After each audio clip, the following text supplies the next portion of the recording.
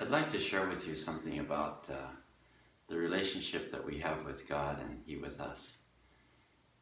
The thing that stands out to me is that He's always the initiator. He's the one who starts things. We know our very creation is His work. We hear in Genesis 1 how God made us. He made us in His image and likeness. And He saw what He made and He said it was very good. In the second chapter of Genesis, He made marriage, and again, that was something very good. He took the rib of man, of Adam, and formed the woman Eve to be of the same nature as he was, and it delighted Him. He didn't ask for an Eve, but God gave him that special gift. And the thing what strikes me is that every time God does a work, because He made us with free will, He wants a response. And so we have in the third chapter of Genesis, the trial to say, are you going to choose me and choose my ways, or are you going to choose some other way? So they had this tree of the knowledge of good and evil to see if they would stay and choose the other good things that God had made and stay away from that, trying to become God and making decisions as to what's right and what's wrong. We know that they fell, they didn't make the decision in favor of God.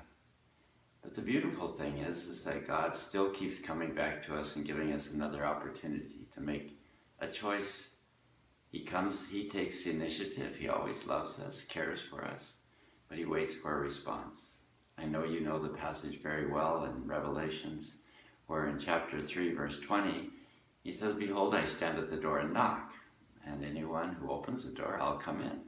But He does wait for that response. He does the knocking, He takes the initiative, and then He wants a response. Remember in 1 John where John reminds us that God first loved us, but then he says if we receive that love and really believe in it, then we're going to love our brothers. He says otherwise we don't really believe that He's taken that initiative. He says if He has, then He wants us to love each other in the way He's loving us. As remember the command of Jesus, love one another as I have loved you. So God always takes the initiative, and then He looks for a response. The beautiful thing is in Mary. I just want to point out something with her. She was a virgin who was in prayer, and the angel appeared to her. God takes the initiative. He sends the angel, and He tells her that He wants her to be the mother of the Savior. Well, she went through and of course questions, how's this going to be, and so forth. And when she saw that this was what God wanted, He waited for that response. St. Bernard kind of comes out with sort of a dialogue with Mary saying, Mary, please say yes, please. But God was saying that too.